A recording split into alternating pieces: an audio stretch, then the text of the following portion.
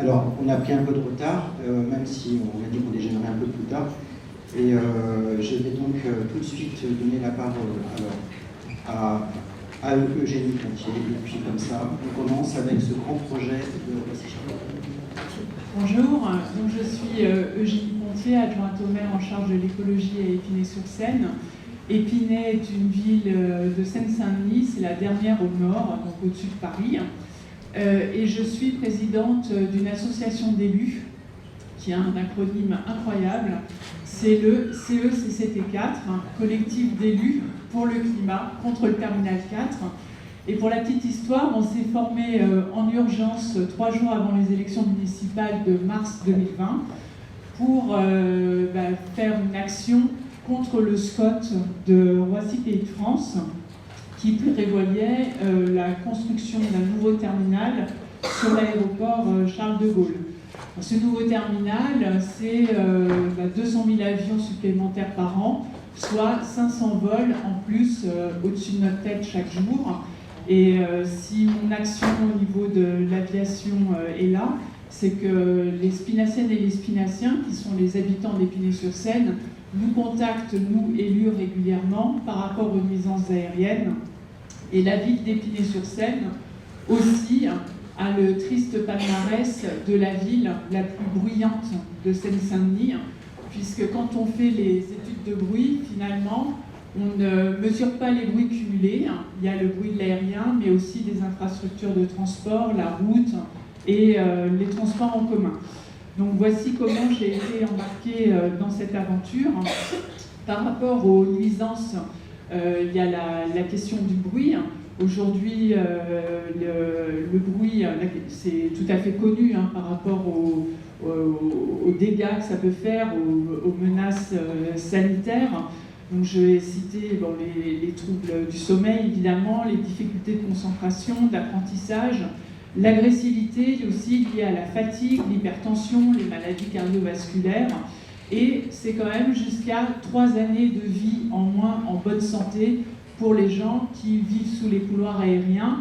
Et nous sommes quand même quasiment 2 millions de franciliens à vivre surexposés par rapport à ce bruit aérien. Donc c'est pas rien, 2 millions, et il y a 1,4 million d'habitants d'Île-de-France qui sont exposés comme ça à cause du bruit de Roissy. Il y a de nombreuses associations qui travaillent sur le sujet, dont la DOCNAR, qui a reçu aujourd'hui 110 000 plaintes de riverains par rapport au bruit. Et le bruit, même s'il y a des plans de prévention du bruit qui existent, est en augmentation perpétuelle aujourd'hui, puisqu'entre 2013 et 2019, ce sont 20% de gens en plus qui sont exposés le jour aux conséquences du bruit, et 81% la nuit. Et ça ne nous aura pas échappé qu'on continue à construire à tout va en Île-de-France sur des zones qui sont surexposées. Le bruit a même été chiffré par l'ADEME. L'impact, c'est plus de 6 milliards d'euros par an à cause du bruit aérien, rien qu'en Île-de-France.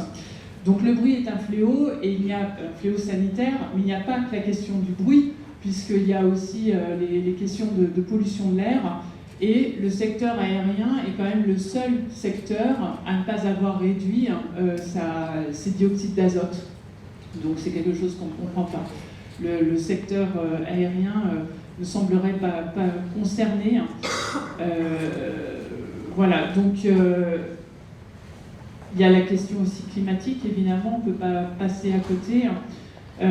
Seuls les vols intérieurs aujourd'hui sont comptabilisés dans les émissions de gaz à effet de serre.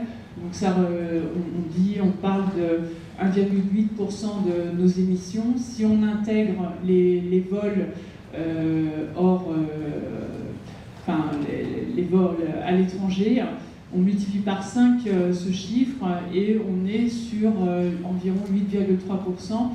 Et là, la ville de Paris a émis un vœu récemment au dernier Conseil de Paris. On dit que l'empreinte carbone d'un Parisien est due pour 1/3 à l'aérien.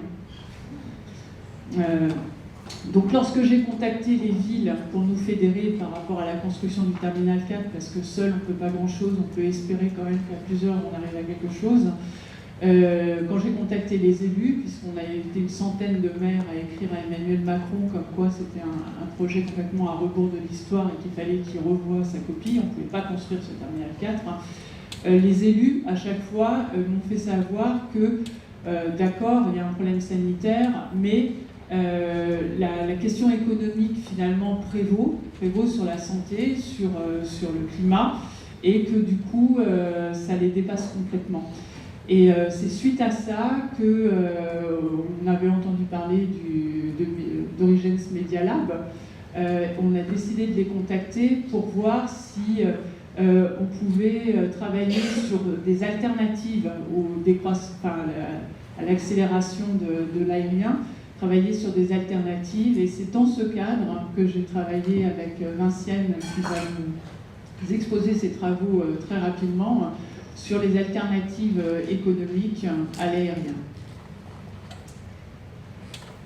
Alors, en effet, j'étais pas seule, j'étais avec 2 collègues du Master Stratégie et Design pour l'Anthropocène, et on a effectivement mené une étude vraiment spécifiquement sur la question de l'emploi et de l'alternative économique que vous pouvez proposer pour contrer les arguments qui soutenaient le terminal 4. Il faut savoir que l'Aéroport de Paris a annoncé avec ce terminal la création de 50 000 emplois directs, 225 000 emplois indirects, et que sur le territoire, la communauté d'agglomération de Roissy Pays de France et de Paris Terre d'Envol, en moyenne, on est à 18% de chômage. Donc on peut comprendre pourquoi c'est un enjeu important.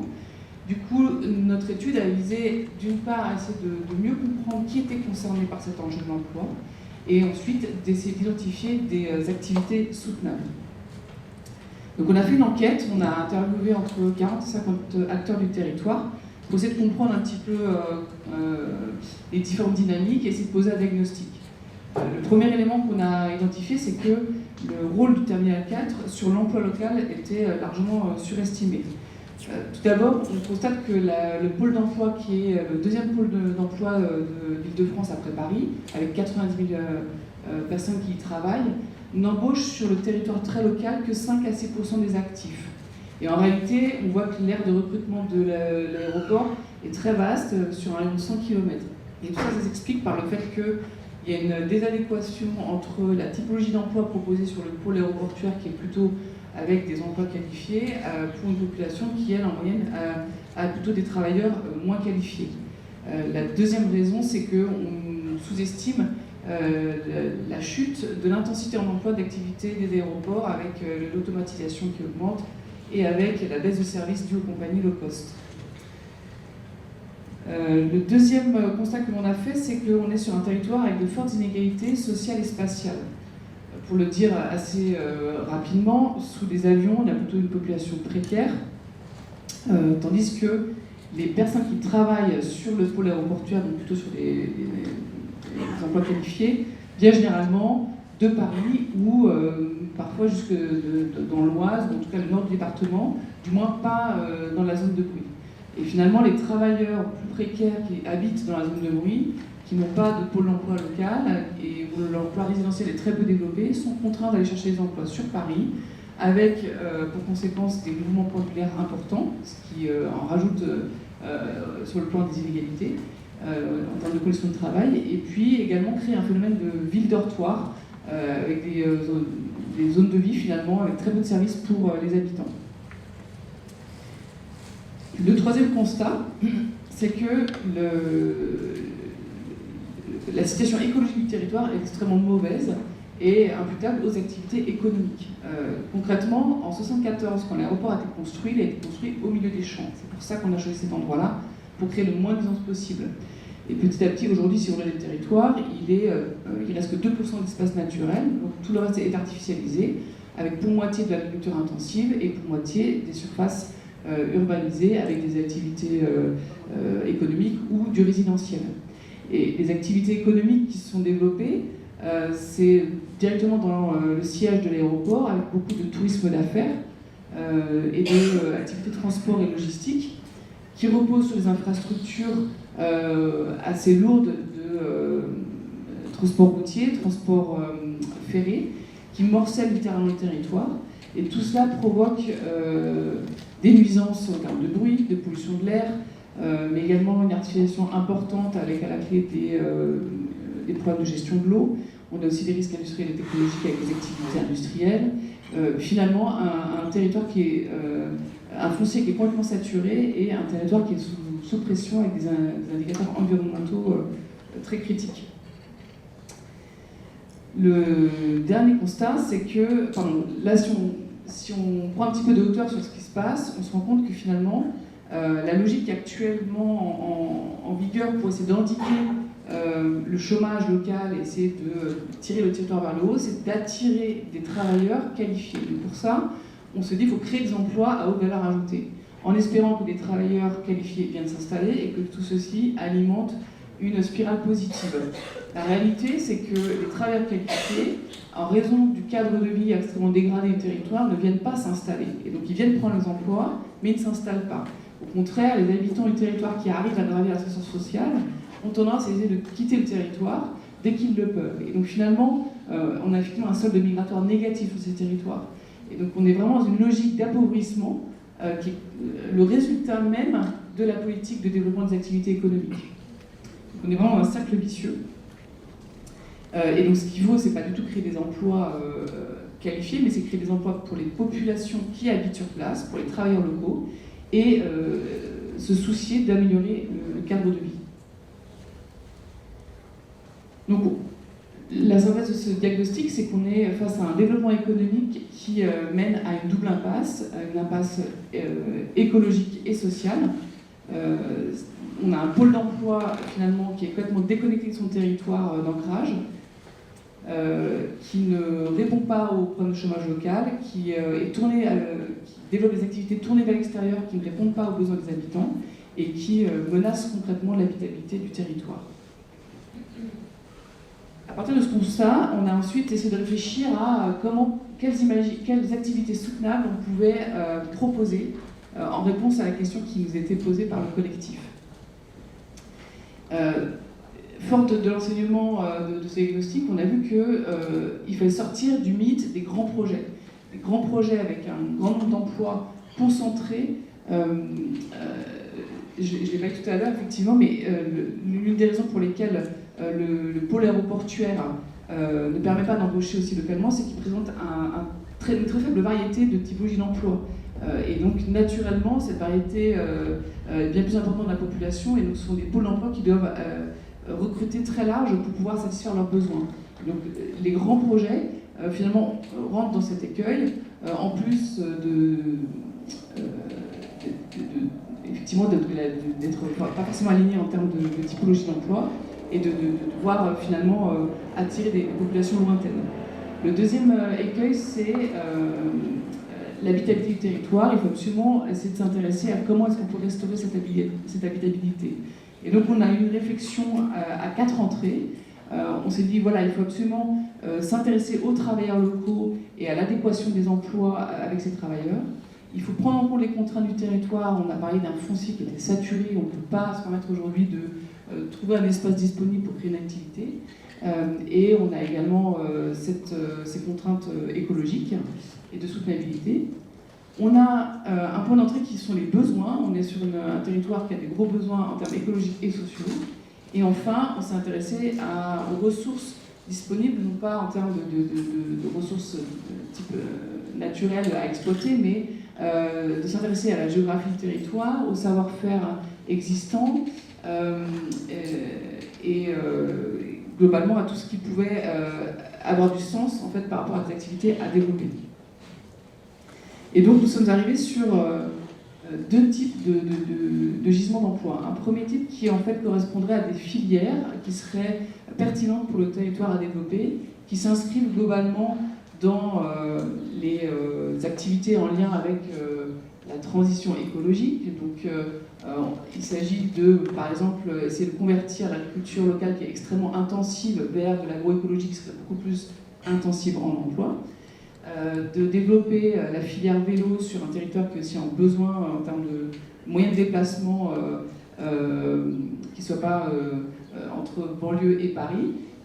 Et on pourrait imaginer des filières de fabrication et d'entretien de réparation de vélos.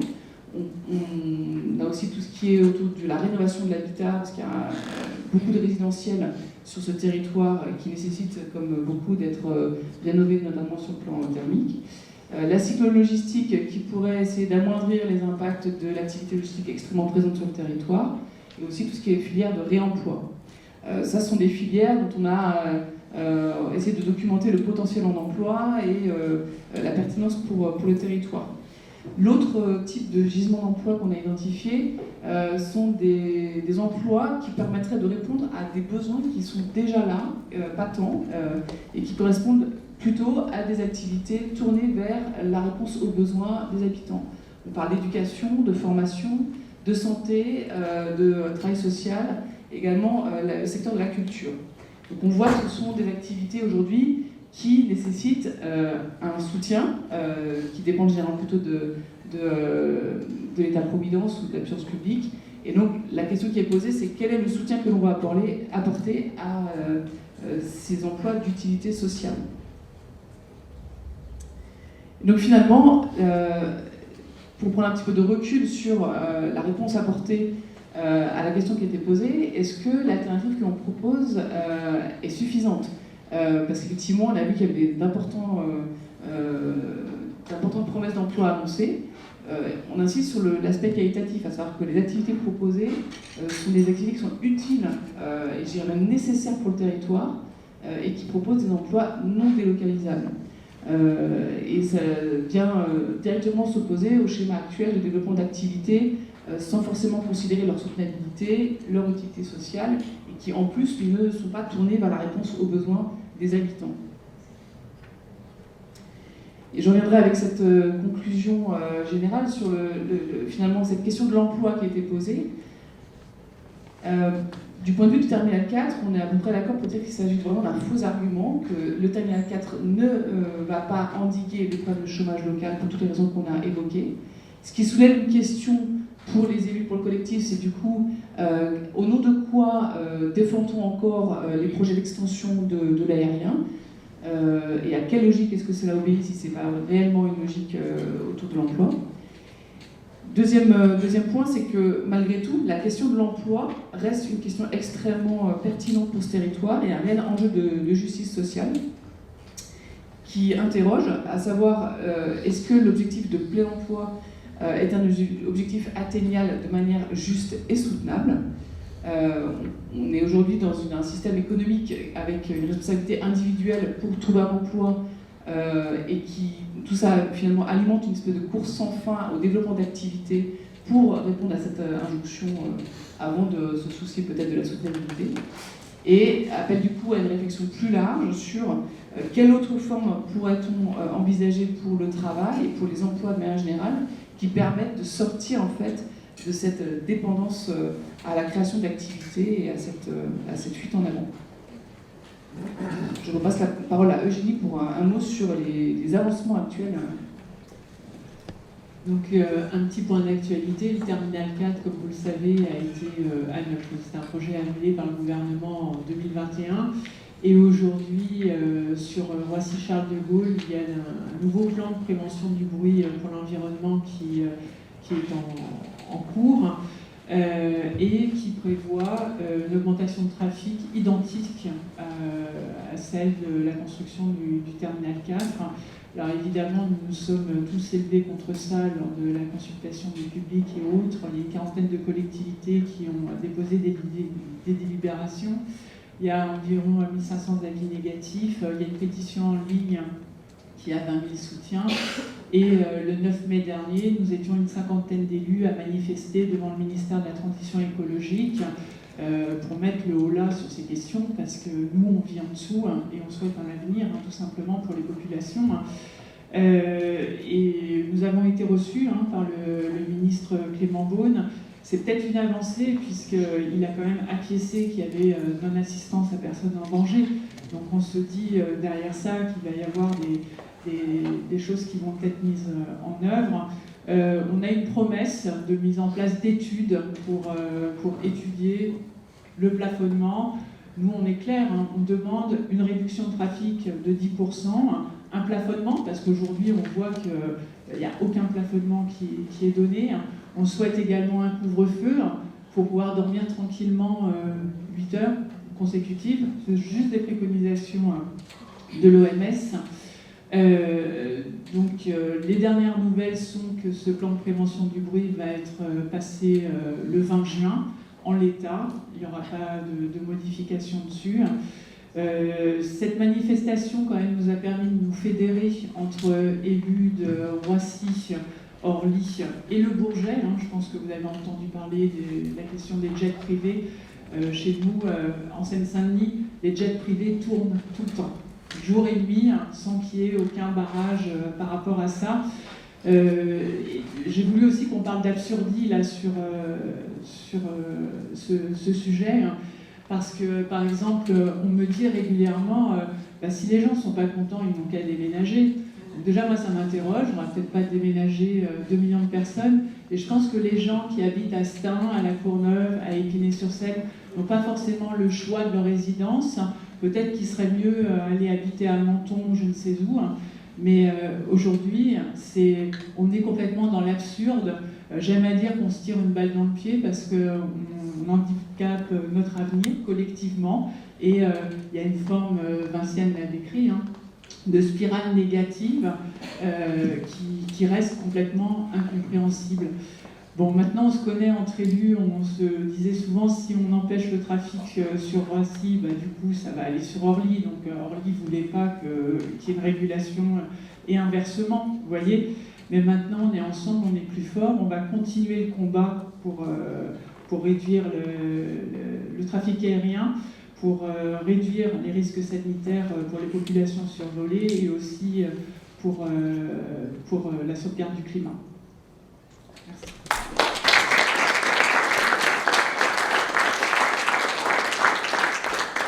Merci Madame Tricoire. On va donner la parole s'il vous plaît à Daniel Ibanez qui va apporter un contrepoint un peu plus local sur les grands projets inutiles, voire sur la perspective que ça implique pour les citoyens de leur engagement, les élus et les techniciens. Daniel. Oui, bonjour et merci de m'avoir invité. Je m'appelle Daniel Ibanez, je suis cofondateur des rencontres annuelles des lanceurs d'alerte qui aura lieu pour la 8e édition cette année. Et je suis un acteur de l'utilisation du ferroviaire, mais plutôt du ferroviaire existant, plutôt que des nouvelles lignes. Et bien sûr, à chaque fois qu'on considère l'existant, on invalide les nouveaux projets. Je suis aussi à l'origine d'un projet de proposition de loi sur le financement massif à hauteur de 1 000 milliards d'euros de la réduction de consommation d'énergie des bâtiments, ce qui concerne un petit peu aussi les stations, et aussi le responsable de la qualification des dérives de pesticides comme des déchets et des dépôts de déchets sauvages. Voilà, donc je suis un acteur citoyen et je veux plutôt comme devise de dire que le mot politique se conjugue avec le verbe faire et pas avec le verbe dire. Voilà, donc j'essaye d'agir et c'est pour ça. Ce qui m'a intéressé, alors j'essaie toujours de caler mon intervention parce que j'ai pris tellement de râteaux dans ma vie sur mes interventions que maintenant je prépare plus rien et j'essaye d'écouter pour dire un truc qui soit pas trop con et pas trop déconnecté. Donc effectivement sur le Lyon-Turin, je pourrais vous en parler assez longuement. Je vous dirais simplement, puisque le train c'est bien, tout le monde le sait, tout le monde le dit, tout le monde l'affirme et vous aussi. Donc vous êtes pour le Lyon-Turin. Sinon, vous êtes pour les camions sur la route. Alors, quand vous dites, maintenant, c'est pas aussi simple que ça, il y a de l'emploi. En fait, tous les grands projets ont toujours la même rhétorique. Discrédit des opposants, incapacité des opposants à pouvoir construire des solutions, à faire des propositions. Nous sommes des acteurs de terrain, développement des territoires, désenclavement des territoires, enfin tout ce que vous voulez. Vous pouvez y aller, que ce soit à Sivins, que ce soit à Roivon, que ce soit dans la Maurienne, que ce soit n'importe où. Et en fait, je vous propose de réfléchir, parce que dans les premières interventions, j'ai vu un truc, je voulais juste dire un truc, pardon, je vois que même j'arrive pas à lire d'ici, Olivier, il manquait les héliports sur les stations. Parce qu'en plus de ça, oui, parce que quand même les riches, ils vont pas se faire chier à prendre la route et avoir les embouteillages le samedi comme t'as montré, toi. Donc on a les héliports, voilà. Et en fait, il y a un vrai problème. Moi, j'ai un métier où la question centrale, c'est cause et origine des difficultés. En fait, je vous propose dans les réflexions, peut-être dans la journée, d'y réfléchir, parce que partir du trouble, en fait, lié à la maladie, ce qui nous intéresse, c'est ce qui déclenche le cancer, le pesticide, et l'utilisation des pesticides, vous voyez. Et si on est sur le traitement du cancer, c'est intéressant, parce qu'il y a une urgence là, mais il est intéressant de se poser toujours la question cause et origine des difficultés. Et je pense que dans tous ces grands projets, dans ce que vous avez dit sur le développement de la montagne, il y a une question, c'est la définition du mot tourisme. Est-ce que le mot tourisme, c'est consommer des territoires, ou est-ce que c'est découvrir des territoires? J'ai regardé la définition de l'INSEE, c'est consommer du territoire. Vous voyez, je consomme du territoire, je viens pour faire mes loisirs, c'est moi qui décide. Et en fait, vous avez un rapport consumériste entre les territoires et les puissances économiques ou politiques, puisque ce sont les métropoles qui en fait définissent ça. Et ce qui est intéressant, et il me semble que c'est intéressant dans les grands projets, c'est qu'en fait, vous avez à l'inverse de ce consumérisme, on pourrait même l'appeler colonialisme, voire impérialisme de la puissance métropolitaine par rapport à des territoires. Ce qui me semble intéressant, c'est qu'à l'inverse, on a aussi une servitude volontaire. Donc, je vous renvoie au discours de la Boétie, qui est toujours intéressant à relire, surtout aujourd'hui. Et en fait, on a quelque chose d'intéressant là-dessus, sur le tourisme, mais à la fois ce rapport ambigu, et qui nous permettrait peut-être de mieux reterritorialiser. Alors, sur le mot tourisme, je dirais juste une chose, c'est qu'en fait, il n'y a pas de découverte touristique dans des territoires acculturés. Et les stations de ski sont des territoires acculturés. Dans ton... Je te tutoie, excuse-moi. T'as mis un joli village de montagne. Il n'y en a plus. Non, c'était pas le tien. C'était peut-être... alors, il y a quelques villages de montagne, mais voilà, pardon, excuse-moi. Mais en fait, Carélis, c'est parti de rien avec des bâtiments, vous voyez. Alors, on a quelquefois des très jolis villages de montagne, je ne dis pas, mais en fait, on n'a plus d'habitants.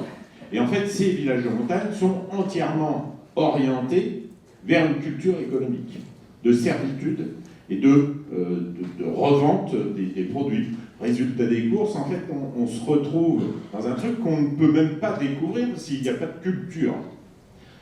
Et donc, ça me paraît important à vous dire. Après, la question des grands projets, et peut-être je proposerai de terminer mon intervention là-dessus, c'est qu'elle pose la question de l'environnement. Et là encore, il faut définir l'environnement. J'entends beaucoup de transition, développement durable, tout le bordel et son train. En fait, on a un truc qui est assez précis dans notre République, et en fait, nous sommes républicains lorsque nous défendons l'environnement. Je vais me répéter pour toi, parce que j'avais déjà dit ça au plateau de Villiers, à Torrance Villiers, quand il y était, mais en fait, la charte de l'environnement, votée sous l'empire de Nicolas Sarkozy Ier, la charte de l'environnement nous dit que l'existence humaine est indissociable de son environnement. C'est le considérant. Indissociabilité. Alors c'est intéressant parce que ça, c'est le considérant. Je rappelle que la charte de l'environnement fait partie du bloc de constitutionnalité, donc ce sont des objectifs constitutionnels. C'est intéressant parce qu'on parle beaucoup de liberté, notamment dans l'aménagement des territoires, beaucoup de... Si on n'a pas libre de faire ce qu'on veut chez nous, hein, les Mauriennais sont en train de nous expliquer ça, après nous avoir expliqué qu'on ne pouvait pas parler d'union sur un projet européen. Maintenant, finalement, c'est qu'un projet mauriennais, et donc on n'a pas le droit d'aller manifester le 17-18 juin, je vous invite à venir avec nous. On a toute la documentation qui est ici. Mais alors donc, on a un truc qui est sympa sur le mot liberté, c'est que quand on pose la question de quelle est la définition du mot liberté, on ne sait pas où vous allez la chercher. Alors, les mieux informés vous disent la liberté des uns commence là où s'arrête celle des autres. Non, la liberté des uns... Ouais, bon, enfin, s'arrête là où commence celle des autres, voilà. Et en fait, non, c'est pas ça. La liberté consiste à pouvoir faire tout ce qui ne nuit pas à autrui. Vous voyez que ça n'est pas l'autre qui vous met la limite, mais c'est vous qui devez considérer l'autre. Vous avez un rapport social dans l'exercice de la liberté. Vous pouvez faire tout à partir du moment où vous faites attention.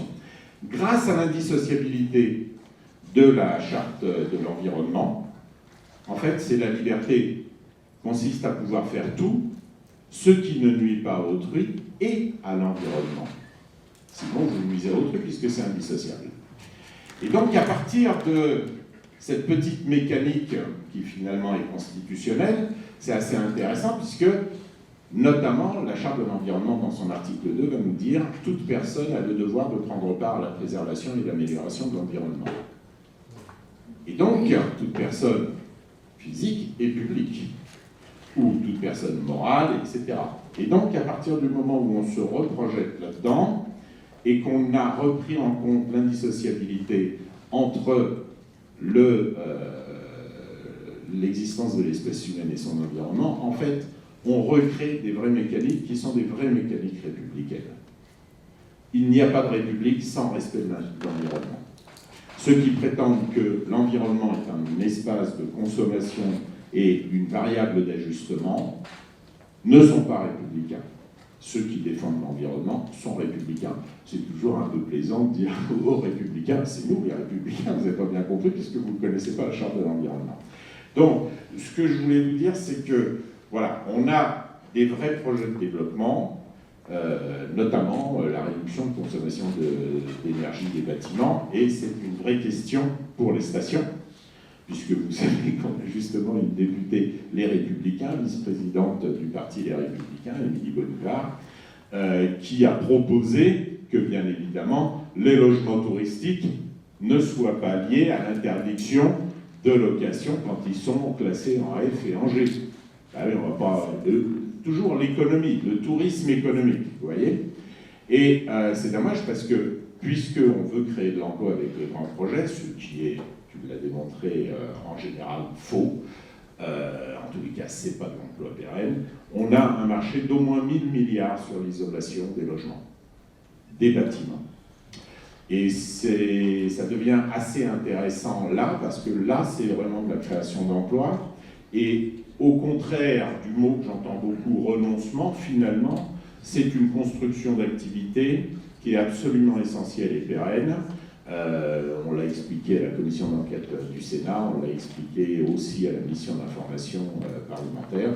Et donc voilà, après je pourrais répondre à des questions. Je voudrais juste vous dire quelque chose sur le Lyon-Turin, parce que je sens que vous n'êtes pas tous persuadés que le train, les nouveaux projets de train ne sont pas toujours très bien.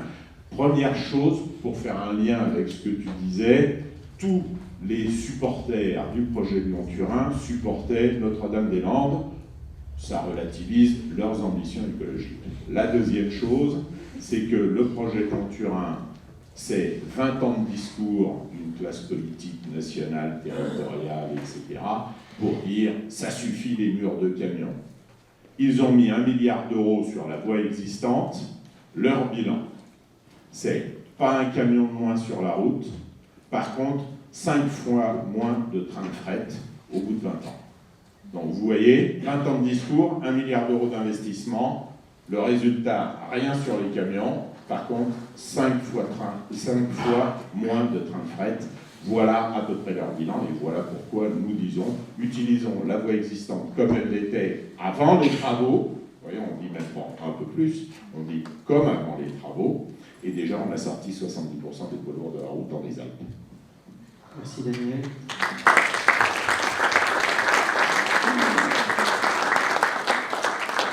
Pour conclure cette séquence, j'ai invité Valérie Pommier qui était dans la salle, mais qui est engagée dans un collectif qui s'appelle la Résilience Montagne, qui pourra parler avec Martine parce qu'elle n'a pas eu beaucoup de temps tout à l'heure. Pour compléter sur ce qui se passe aujourd'hui effectivement dans les Alpes, dans ces courses, mais pour vous dire qu'on a aussi nos grands projets.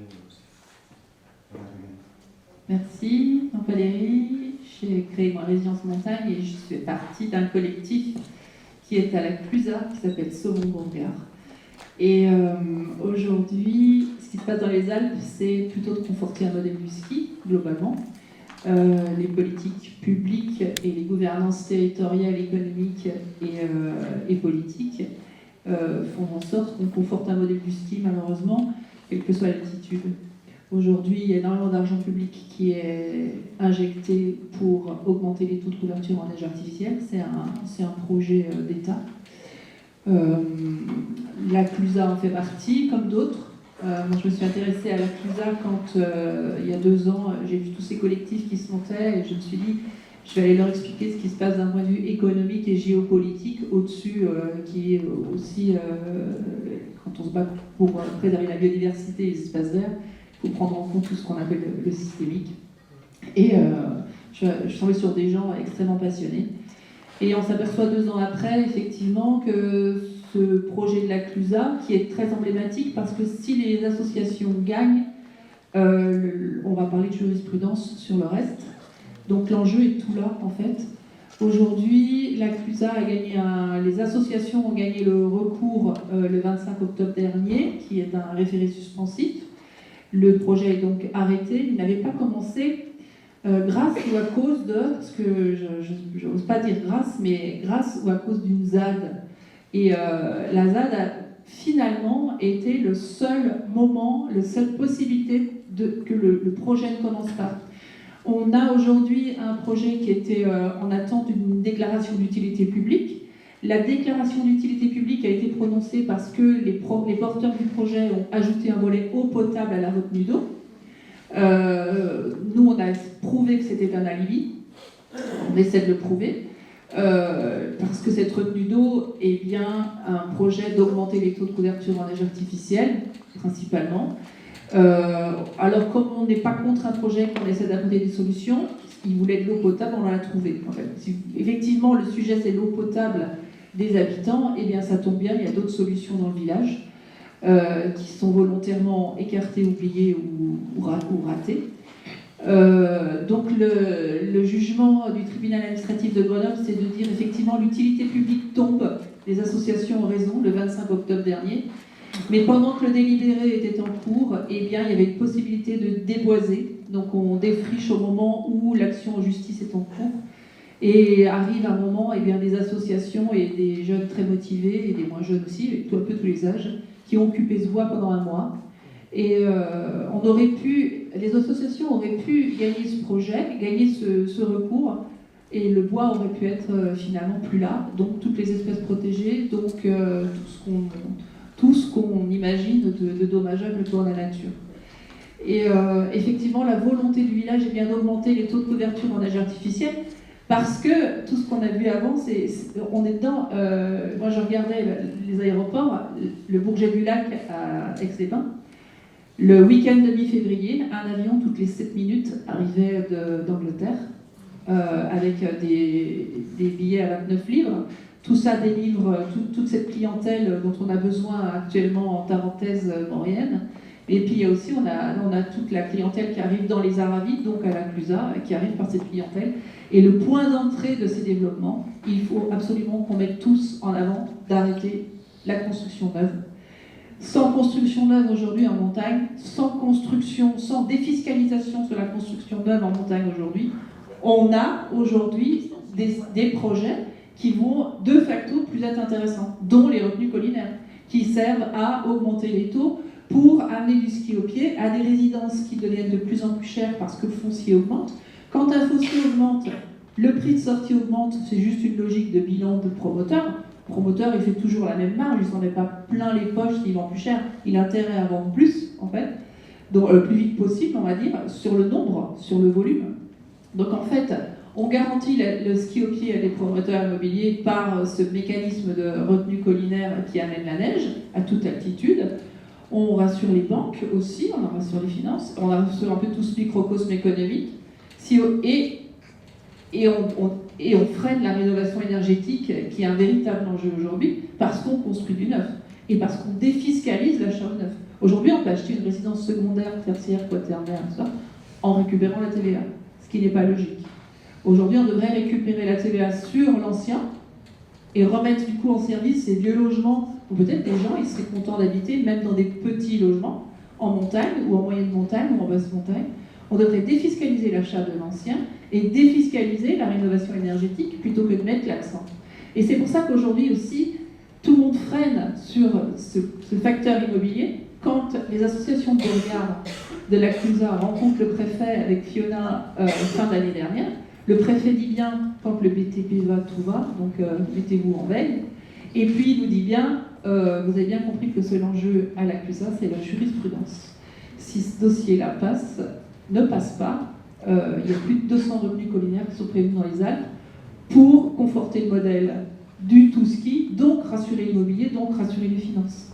Et pour le coup, ces mêmes personnes, tu as cité, et nos chers sénateurs du Sénat, aujourd'hui sont aussi en train de détricoter le projet zéro artificialisation net, parce qu'il y a l'enjeu de construire du neuf. Il est question aujourd'hui que le zéro artificialisation net, on n'en parle pas en montagne et sur les littoraux, et c'est exactement sur ces territoires-là qu'on trouve le plus de résidences secondaires ou tertiaires quaternaires, et qu'on trouve du coup le plus de lits froids. En montagne aujourd'hui, on parle de 3 400 000 lits touristiques en montagne, grosso modo, dont la moitié sont occupés moins de 3 semaines par an. Mais on va continuer à conforter ce modèle qui monte en gamme, donc on accentue les avions, donc on accentue tout ce qu'on a vu avant, alors qu'on doit l'arrêter, alors qu'on doit décorréler aujourd'hui les villages de montagne au tourisme lointain, au tourisme haut de gamme, et à la monocultivité du ski. Merci.